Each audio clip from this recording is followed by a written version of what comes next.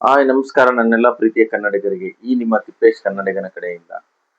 So ನಾನು ಈ ದಿನ ಮಾತಾಡಕ್ ಬಂದಿದ್ದೀನಿ. ಸೊ 2 ದಿನಗಳಿಂದ ತುಂಬಾ ನಮ್ಮ ಶತಕೋಟಿ ಭಾರತೀಯರ ತಲೆಯಲ್ಲಿ ಗುಣಗುತ್ತಿರ್ತಕ್ಕಂಥ ಸೊ 3ನೇ ವಿಶ್ವಕಪ್ ವಿಜಯೋತ್ಸವದ ಬಗ್ಗೆ.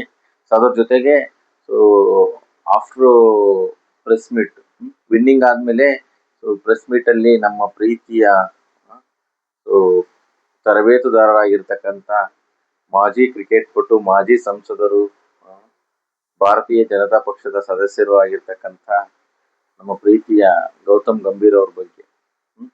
ಸೊ ಗೌತಮ್ ಗಂಭೀರ್ ಅವರು ಭೂತದ ಬಾಯಲ್ಲಿ ಭಗವದ್ಗೀತೆ ಅನ್ನೋ ತರ ಸೊ ನಿನ್ನೆ ಒಂದು ಸ್ಟೇಟ್ಮೆಂಟ್ ಕೊಟ್ಟಿದ್ದಾರೆ.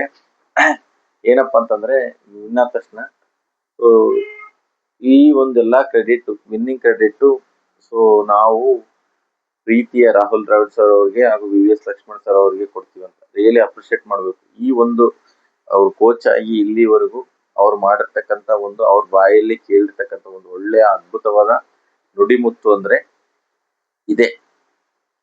ಸೊ ಯಾಕೆ ಇದನ್ನ ಕ್ರೆಡಿಟ್ ಅವ್ರಿಗೆ ಕೊಟ್ರು ಅಂತಂದೇಳಿ ಅವ್ರು ಹೇಳಿದ್ದಾರೆ. ಸೊ ಅವ್ರು ಕಟ್ಟಿ ಬೆಳೆಸ್ಲಿಲ್ಲ ಅಂದಿದ್ರೆ ಸೊ ಈ ದಿನ ಈ ತರ ನಾವು ವಿನ್ನಿಂಗ್ ಇದನ್ನ ನಾವು ತಗೊಳಕ್ ಆಗ್ತಿರ್ಲಿಲ್ಲ ಅಂತ. ಸೊ ರಿಯಲಿ ಅಪ್ರಿಶಿಯೇಟ್ ಮಾಡಬೇಕು ಗೌತಮ್ ಗಂಭೀರ್ ಅವರಿಗೆ. ನಾನು ತುಂಬಾ ಲೈಕ್ ಆಯ್ತು ಈ ಒಂದು ಸ್ಟೇಟ್ಮೆಂಟ್.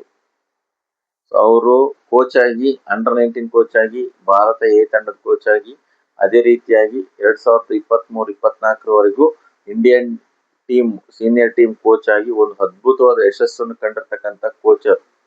ಕೇವಲ 2023 ವಿಶ್ವಕಪ್ ಫೈನಲ್ ಒಂದು ಬಿಟ್ರೆ ಸೊ ಮಾನ್ಯ ನಮ್ಮ ಪ್ರೀತಿಯ ಕನ್ನಡಿಗ ರಾಹುಲ್ ದ್ರಾವಿಡ್ ಅವರು ಭಾರತೀಯ ಕ್ರಿಕೆಟ್ ತಂಡದ ಯಶಸ್ಸಿನಲ್ಲಿ ಅತಿ ಹೆಚ್ಚು ಪಾತ್ರಧಾರಿಯಾಗಿದ್ದಾರೆ. ವಿನ್ನಿಂಗ್ ಪರ್ಸೆಂಟೇಜ್ ಹೈಯೆಸ್ಟ್ ಯಾರ್ದಾದ್ರೂ ಇದೆ ಅಂದ್ರೆ ರವಿಶಾಸ್ತ್ರಿ ಮತ್ತು ರಾಹುಲ್ ದ್ರಾವಿಡ್. ಬಟ್ ರವಿಶಾಸ್ತ್ರಿ ಕೈಲಿ ಒಂದು ICC ಟ್ರೋಫಿ ಗೆಲ್ಸಕ್ಕಾಗಿಲ್ಲ ಆಸ್ ಎ ಕೋಚ್ ಆಗಿ. ಬಟ್ ರಾಹುಲ್ ದ್ರಾವಿಡ್ ಅವರು T20 ವಿಶ್ವಕಪ್ ಆದ್ರೂ ಗೆಲ್ಸಿದ್ರು. ಸೊ ಸುಮಾರು 17 ವರ್ಷಗಳ ನಂತರ T20 ವಿಶ್ವಕಪ್ ಗೆಲ್ಸಿದ್ರು. ಸೊ 2013 ICC ಟ್ರೋಫಿ ನಂತರ ಸುಮಾರು 11 ವರ್ಷಗಳ ನಂತರ ICC ಟ್ರೋಫಿನ ಗೆಲ್ಸಕ್ಕೆ ರಾಹುಲ್ ದ್ರಾವಿಡ್ ಅವರು ಕಾರಣಕರ್ತರಾಗಿದ್ರು. ಅದ್ರ ಜೊತೆಗೆ ಈಗೇನ್ ಈ ಜನರೇಷನ್ ಇವಾಗೇನು ಕಪ್ ಹೊಡೆದಾರೋ, ಈ ಕಪ್ ಹೊಡೆದರಂತದ್ರಲ್ಲಿ ಮ್ಯಾಕ್ಸಿಮಮ್ 8 ಜನ ರಿಪೀಟ್ ಕ್ರಿಕೆಟರ್ಸ್ ಇದ್ದಾರೆ. 2024 ಏನಿದ್ರು 2026 8 ಜನ ಅವರೇ ಇದ್ದಾರೆ. ಕೇವಲ ತಿಲಕ್ ವರ್ಮಾ, ಅಭಿಷೇಕ್ ಶರ್ಮಾ ಹಾಗೂ ವರುಣ್ ಚಕ್ರವರ್ತಿ, ಕಿಶನ್ ಇವ್ರು ಬಿಟ್ರೆ ಮ್ಯಾಕ್ಸಿಮಮ್ ಎಲ್ಲಾ ಕ್ರಿಕೆಟರ್ಸ್ ರಿಪೀಟ್ ಅಂದ್ರೆ 2024-26 ಆಡಿರ್ತಕ್ಕಂಥ ಕ್ರಿಕೆಟರ್ಸ್. ಸೊ ಮಾನ್ಯ ಗೌತಮ್ ಗಂಭೀರ್ ಅವ್ರಿಗೆ ಗೊತ್ತಿತ್ತೇನೋ ಸೊ ನಾನು ಇವ್ರನ್ನೆಲ್ಲ ತಗೊಂಡ್ ಹೋಗ್ಲಿಲ್ಲ ಅಂದ್ರೆ ಕಪ್ ಗೆಲ್ಲಲ್ಲ ಅಂತ. ಹಂಗಾಗಿ ಸೊ ನೋಡಿ, ಬೌಲಿಂಗ್ ಅಲ್ಲಿ ವರುಣ್ ಚಕ್ರವರ್ತಿ ಬಿಟ್ರೆ ಎಲ್ರು ಅಳಬ್ರೆ, ಬ್ಯಾಟಿಂಗ್ ಅಲ್ಲಿ ಅಭಿಷೇಕ್ ಶರ್ಮಾ, ಕಿಶನ್ ಬಿಟ್ರೆ, ತಿಲಕ್ ವರ್ಮಾ ಬಿಟ್ರೆ ಎಲ್ರು ಅಳಬ್ರೆ. ಎಲ್ಲರೂ 2024 ವಿಶ್ವಕಪ್ ಗೆದ್ರಲ್ಲ ಅವಾಗಿನ ಟೀಮೇ ಈಗ ಕಂಟಿನ್ಯೂ ಆಯ್ತು. ಸೊ ಯಾಕೆ ಇದನ್ನ ಹೇಳ್ತಿದೀನಿ ಅಂತಂದ್ರೆ ಸೊ ಗೌತಮ್ ಗಂಭೀರ್ಗೆ ವೈಯಕ್ತಿಕ ದ್ವೇಷ ತುಂಬಾ ಜಾಸ್ತಿನೇ ಇದೆ. ಅವ್ರು ಹೇಳ್ತಾರೆ ಸೊ ಪ್ರೆಸ್ ಮೀಟ್ ಅಲ್ಲಿ ವಿರಾಟ್ ಕೊಹ್ಲಿ ಹಾಗೂ ರೋಹಿತ್ ಶರ್ಮಾ ಅವ್ರ ಹೆಸರು ಹೇಳಿದಲ್ಲಿ ಅವ್ರನ್ನ ಗುರಿಯಾಗಿಸ್ಕೊಂಡು ಹೇಳ್ತಾರೆ, ನೀವು ಪ್ರೆಸ್ನವರು, ನಿಮ್ ಮಾಧ್ಯಮದವರು, ಮೀಡಿಯಾದವರು ವೈಯಕ್ತಿಕ ದಾಖಲೆ ಮಾಡ್ತಕ್ಕಂಥವ್ರು ಯಾಕೆ ನೀವು ಸಪೋರ್ಟ್ ಮಾಡ್ತೀರಾ? ವಿನ್ನಿಂಗ್ ಆದವರಿಗೆ ಅಷ್ಟೇ ಕೊಡಿ. ಅಲ್ಲ ಸ್ವಾಮಿ, ವೈಯಕ್ತಿಕ ದಾಖಲೆ ಅಂದ್ರೆ ಅವ್ರ ದಾಖಲೆ ಸೆಂಚುರಿ ಬಾರಿಸ್ಲಿಲ್ಲ ಅಂದ್ರೆ ಟೀಮ್ ಹೆಂಗ್ ವಿನ್ ಆಗುತ್ತೆ? ಅವ್ರು 6 ಬಾರಿಸ್ಲಿಲ್ಲ ಅಂದ್ರೆ ಟೀಮ್ ಹೆಂಗ್ ವಿನ್ ಆಗುತ್ತೆ? ಹೈಯೆಸ್ಟ್ ಸೆಂಚುರಿ ಬಾರಿಸಿರೋ ವಿರಾಟ್ ಕೊಹ್ಲಿ ಇರ್ಲಿಲ್ಲ ಅಂದಿದ್ರೆ ಸೊ 2024 T20 ವಿಶ್ವಕಪ್ ಗೆಲ್ತಾ ಇರ್ಲಿಲ್ಲ. ರೋಹಿತ್ ಶರ್ಮಾ ಇಲ್ಲ ಅಂತಂದ್ರೆ 2024 T20 ವರ್ಲ್ಡ್ ಕಪ್ ಅಲ್ಲಿ ಅವ್ನ ಕ್ಯಾಪ್ಟನ್ಶಿಪ್ ಇರ್ಲಿಲ್ಲ ಅಂದ್ರೆ, ಅವನು ಲೀಗ್ ಮ್ಯಾಚ್ ಅಲ್ಲೆಲ್ಲ ಚೆನ್ನಾಗಿ ಆಡ್ಲಿಲ್ಲ ಅಂದ್ರೆ ಅವ್ನು ಕಪ್ ಗೆಲ್ತಾ ಇರ್ಲಿಲ್ಲ.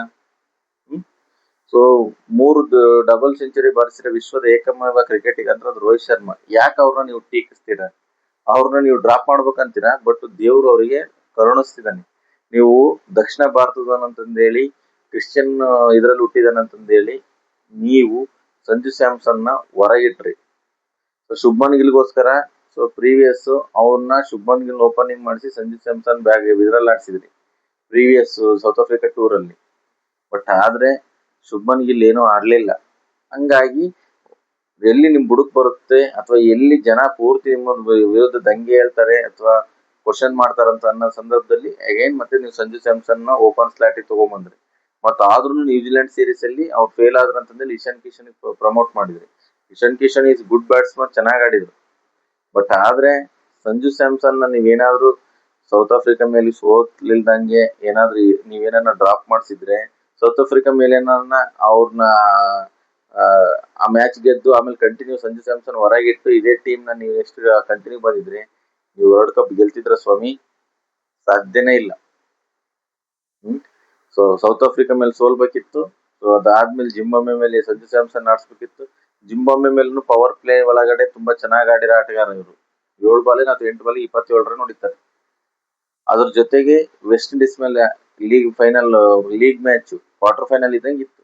ಅದರಲ್ಲಿ 97 ನಾಟ್ ಔಟ್, ನೆಕ್ಸ್ಟ್ ಸೆಮಿಫೈನಲ್ 89 ಮತ್ತೆ ಫೈನಲ್ ಅಲ್ಲಿ 89 ಇದೆಲ್ಲ ಬಾರಿಸಿದಿರೋದು ದಕ್ಷಿಣ ಭಾರತದ ಸೊ ಅತ್ಯಮೂಲ್ಯವಾದ ಕ್ರಿಕೆಟಿಗನಾಗಿರ್ತಕ್ಕಂಥ ನಮ್ಮ ಪ್ರೀತಿಯ ಸಂಜು ಸ್ಯಾಮ್ಸನ್ ಅವರು.